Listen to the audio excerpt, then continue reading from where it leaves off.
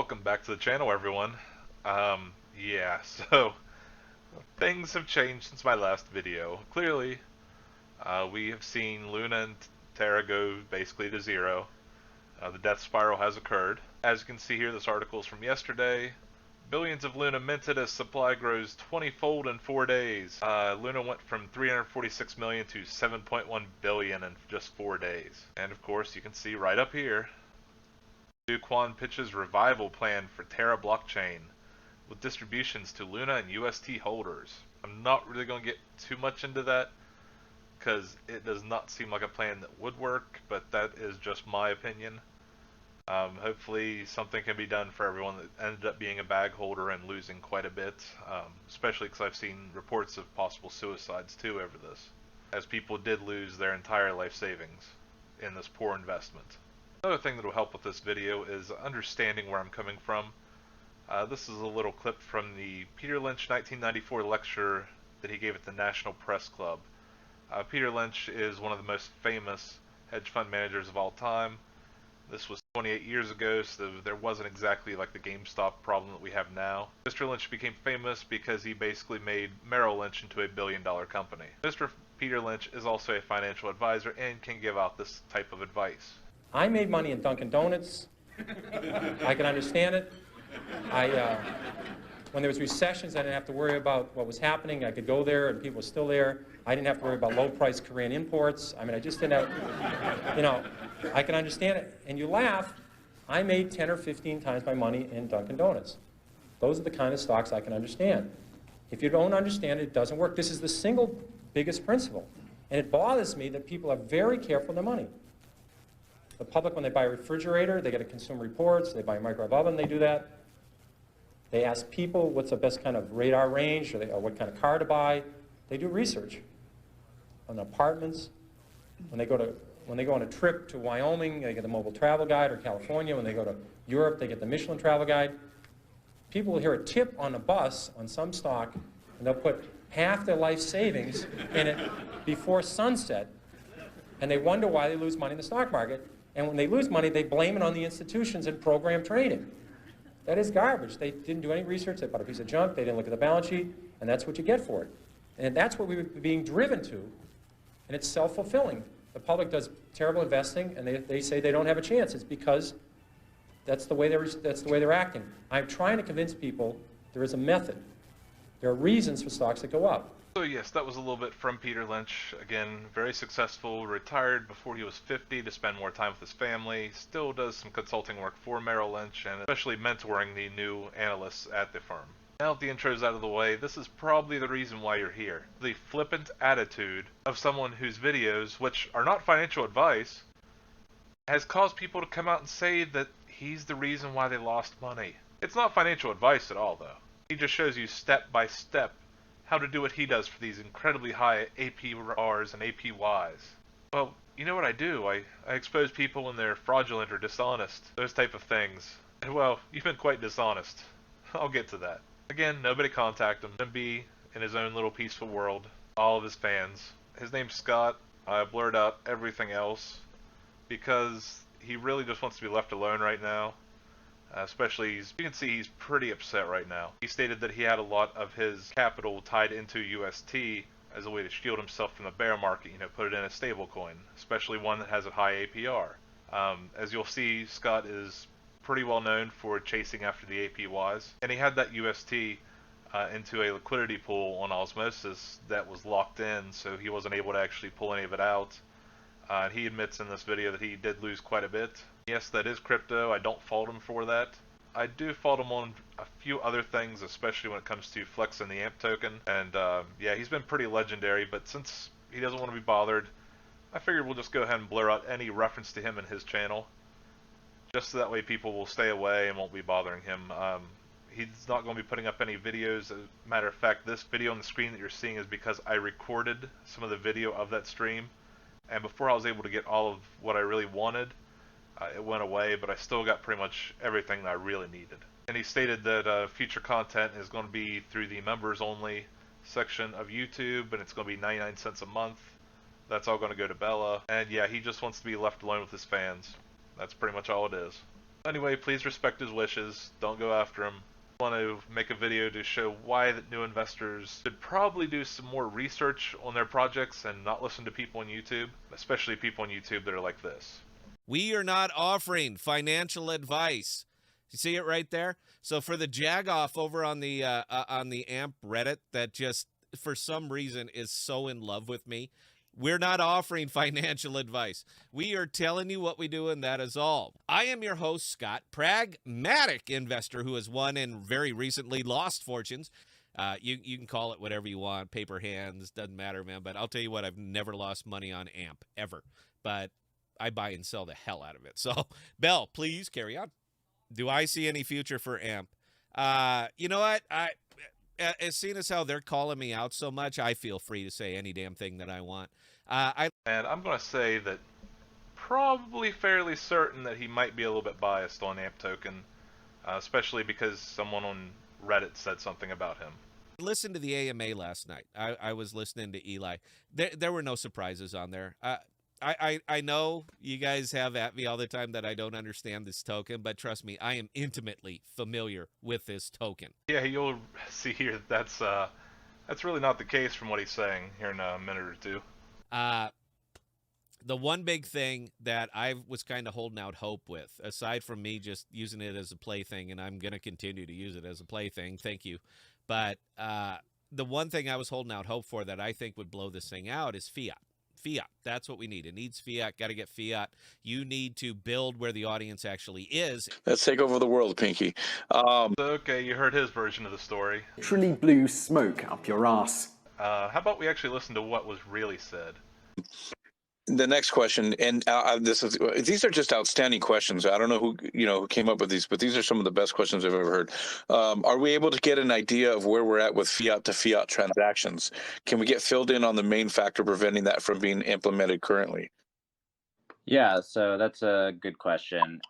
It's something that we'd obviously love to support and something that we're working on supporting, but still need to kind of build out that functionality. So no real timeline on when that would be. And a lot of that comes down to, again, the regulatory environment. Like in order to transfer fiat, the rules are pretty clear on what needs to happen there. So we can't just like enable it. From a technology perspective is one thing, but you need to be compliant with all the regulations to make that happen as well. So what do you think? Does that make more sense that Flexa is still waiting on the compliance side? Speaking about compliance, that was a big thing that I actually covered in my report on Flexa Network and AMP token back on New Year's Eve 2021. So not even 6 months ago. See here they had 11 licenses. Go up here to the licenses section that was last updated on March 17th. So really 3 months after that video. Here at Flexa Network is registered as a money services business with the United States Financial Crimes Enforcement Network, aka FinCEN. You can see all these states. They've more than doubled in 3 months. They went from 11 to 23. Disclosures about Hawaii being a test net right now because that is a special Hawaii project which ends at the end of this year. They may or may not be allowed to keep going. I'm pretty sure they will be because of how successful they have been in the past. Go down here to Maryland and it's just basically where you can send complaints if you have any. And Tennessee makes sure to point out that they don't actually regulate virtual currency, but this is for a money transfer license. So clearly fiat would probably still be on the table if they keep on acquiring all these in about 3 months' time. And again, that last update wasn't even 2 months from the time that I'm shooting this video right now. Am I against AMP now? I'll tell you what, I like the tech. I think it's great. But with them taking fiat off the table, man, I think it's very theoretical. And so that's really not what I caught from that whole AMA. But hey, he likes to short AMP tokens. For me, aside from scalping it, which I will continue to do, thank you to the community for supporting it. But he told you so. But aside from scalping it, man, I don't see a path for this. It's going to rise and fall with Bitcoin, but it'll do whatever Bitcoin's doing. But at the same time, pretty much every investment out there is going to be doing it. It does have an advantage that it's a exceptionally low price, and it's on Coinbase, so it will become a plaything. It's already done it over and over. I think it's its turn right now, because it's up about 13% on the day, and if I can get 20 out of it, I'll dump the millions that I have. Back to Peter Lynch here again. Mr. Peter Lynch has advised many, many, many times in the past, timing the market is a fool's errand. Stocks are not lottery tickets. There's a company behind every stock. If a company does well, the stock does well. It's not that complicated. People get too carried away. And first of all, they try and predict the stock market. That is a total waste of time. No one can predict the stock market. They try to predict interest rates. I mean, if anybody would predict interest rates right 3 times in a row, they'd be a billionaire. Considering there's not that many billionaires on the planet, it's very, I had logic, so I had a syllogism and studied these when I was at Boston College. There can't be that many people who can predict interest rates because there'd be lots of billionaires. And no one can predict the economy. There you have it, words from an actual financial advisor. But hey, let's get back to the place that totally isn't financial advice. You got to earn in whatever market you can earn. I'm not opposed to AMP. All right, I'm not. But it's early, it's theoretical now, and yeah, I don't see your dollar. I mean, I'm not seeing it. It is. I saw a funny comment on there, man, and it seems to infest a lot of the crypto world, man. And it's not. I saw it on the AMP forum of all things. It really, literally, it takes a special kind of stupid to root for your very own investment to go down so you can buy more of it. So remember, in a bear market, you're quite stupid if you're happy that the prices are going down, because we should always be buying when it's on its way up. That seems like a great way to buy high and sell low. But hey, what do we know? We're not financial advisors. And of course, nothing he's saying is financial advice at all. It's just common sense. Typically, in traditional finance and any market ever, you don't make a buy because you hope it goes down. But this seems to just permeate all of these communities. And Emery, you got it. I mean, that is absolutely, and it's psychic money. At least it's doing something. So if it goes down, I have a plan. That's all it is. Because at least they have a plan, yeah. At least I have a plan, and my plan is to DCA. Guys, look, this is not financial advice. This is just honesty. Don't make passionate decisions and don't make emotional decisions. If your money was good before, if the investment was good, sound, you like the principles, see the path, all that other good stuff. The only thing that's changed right now is the price, and it wasn't the price of your token. It was the price of all. See, Peter Lynch would agree with that right there. He said many a times, just because the price has changed doesn't mean the reason why you initially bought the investment has changed. For example, Flexa Network. That's the reason why I bought the AMP token. Sure, I know other people can use AMP. Sure, I know it's not security of Flexa. And I know that Flexa is using the AMP token. Flexa keeps making progress and keeps using the AMP token via the less than 1% fee that merchants pay, which is then used to buy AMP on the open market and reward stakers. Pretty simple how that ecosystem works. But hey, it's not offering like 200% APY, so who cares? Remember, we only needed to buy AMP with other people's money before other people's money went to zero. Token. So it is what it is. If your plan going into an investment is to DCA, it's a bad investment. All right. It's just not good. Not good. You don't start off hoping that you can buy more of it when the price goes down. See what I'm talking about? Dollar cost averaging here. Some of us, this wouldn't be a whole big deal. $25 a week. Maybe set that up on a recurring buy. You wouldn't even notice it. 3 years and 1 month, I figured April Fool's Day would be hilarious for 2019. And that is up till today, the actual timing of this episode. As you can see, the part that I highlighted, that is your DCA.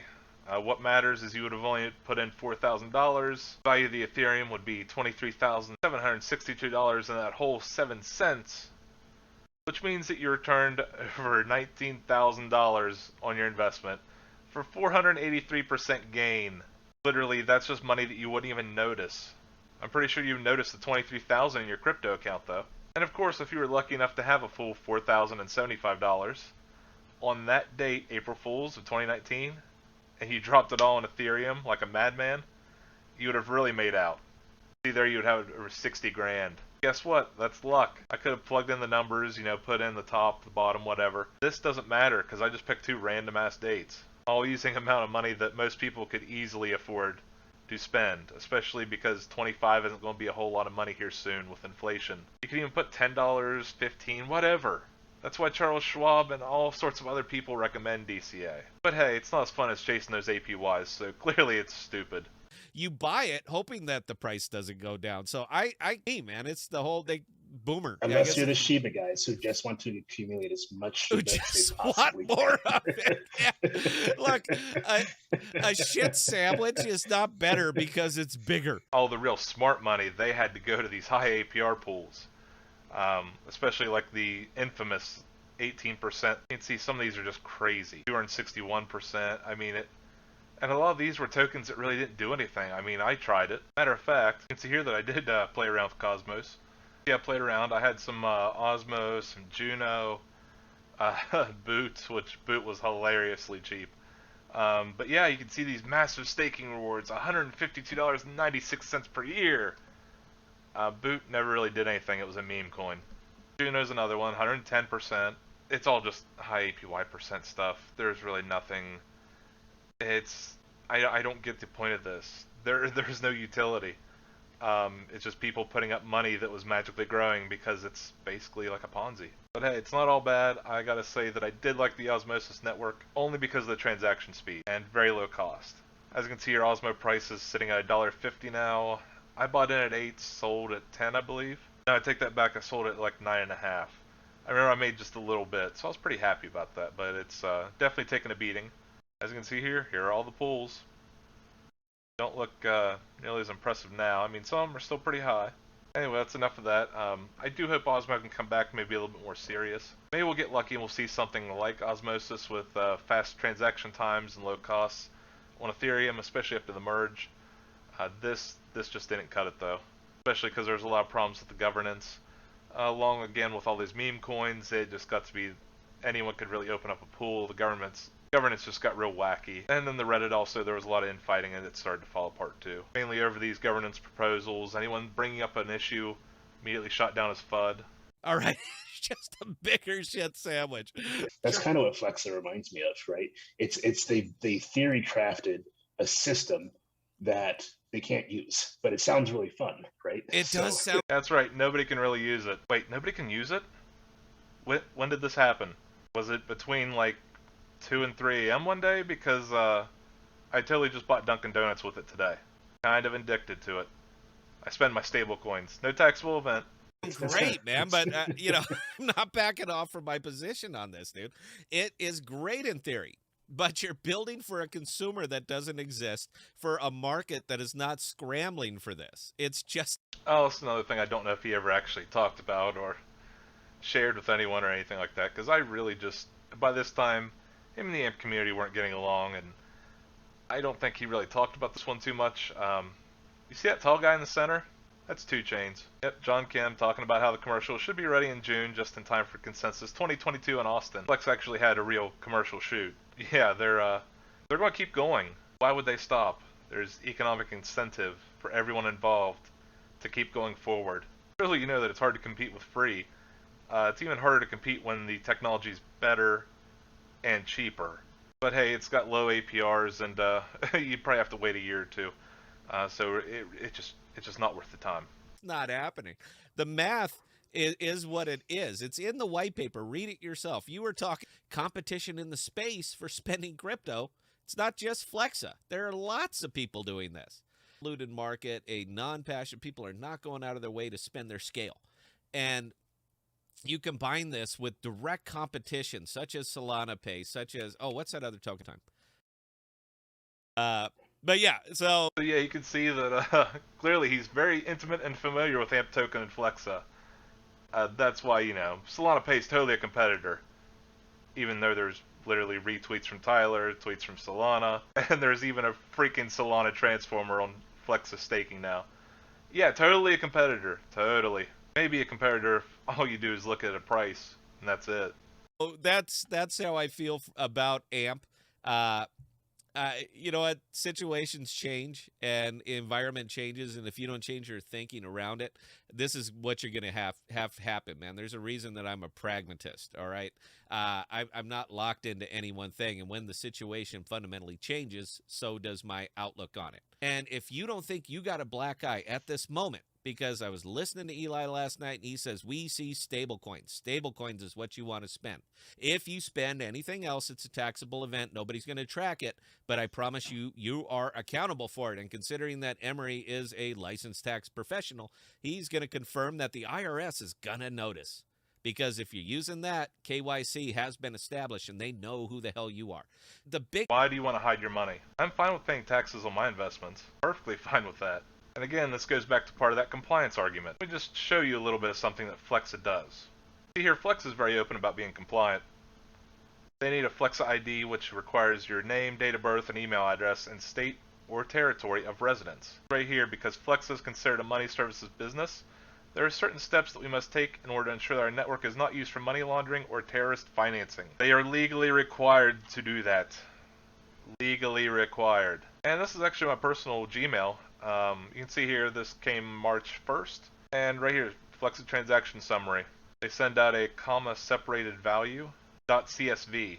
Right down here it talks about compatible tax preparation services. So we can just take that value, send it to that software, and bam, tax document done. See, they can't provide tax advice, but right here, there's some professionals that can. The whole idea of everything being decentralized, that's just an amazing fairy tale people like to tell themselves. You're still going to need these requirements. The government has guns. The government wants their money. The best part is, blockchain's public.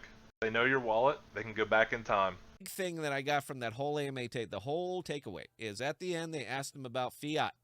And from the man's own, right from his mouth, we cannot process fiat at this time. We are not looking in that direction. The money transmitter licenses, all the extra steps that are going to go into us processing fiat, we are not looking at this time. At this time. Clearly, you said you heard Eli, and we've all heard him now too. Seems kind of odd that he didn't say exactly what you're saying. He said it takes time. Because, you know, real businesses do take time to do things. Not crypto sham projects. Those can do all sorts of partnerships and magical Lithuanian licenses all within like a day or two. So he's not taking it off the table, but the big thing that would really blow this out isn't happening anytime soon. So you have a token that is based on... Yeah, again, takes time. Again, they're making a commercial. On a consumer that doesn't exist, in a marketplace that doesn't exist, based on stable coins that are, gotta admit, really, really rickety right now. You know, see, algorithmic stable coins are really, really rickety. You know, there are some that are still one-to-one backed with the US dollar. Like Gemini. This is the one I use a lot through the Spedin app. One-to-one backed USD. Issued by Gemini. Guess what? Regulated and insured. Regulated as a limited purpose trust company by the New York State Department of Financial Services. Again, real, actual compliance. Not some algorithmic thing. By a guy that's getting sued by the SEC for mirroring other assets on the New York Stock Exchange. Each GUSD corresponds to a US dollar held by Gemini accounts at US FDIC insured bank accounts and money market funds holding short-term US Treasury bonds and maintained at a custodian. See that? Actually backed stablecoin, not an algorithmic thing. And not one that's tied to a token where if the stablecoin loses its peg, the other token will keep trying to go to zero to regain the peg. Seems kind of bad. And I don't see a lot of upside on this one, man. I really don't. As far as scalping opportunities, you're going to get plenty of those, man. Have at it. But for the rest of it, I like the token. I like the idea. I think it is stupidly early. And, yeah, at this time, even though I like the tech, I don't think it's a good investment. Not for me. Remember, that wasn't any financial advice at all, just that it's just not an investment for him. He doesn't like it because of reasons that are either not true or extremely biased. Just a guy that's trying to buy it on the cheap. Clearly you can see that he doesn't exactly intimately know this token like he claims he does. But good news is we probably won't have to deal with him much in the AMP community anymore. But anyways, I hope Scott actually does recover, especially some of that money that he lost. I really have no ill will toward the guy. I just don't think people should be listening to him. He can do with his money whatever he damn well pleases. I think we're at the point where we need to stop focusing on these influencers actually looking at the real projects. Again, don't contact the guy. He just wants to be left alone with his fans. Feel free to leave him alone. I really don't plan on contacting him ever. Shame. He started off good and then he started chasing those high numbers and well, where we're at now. Anyway, have a good one.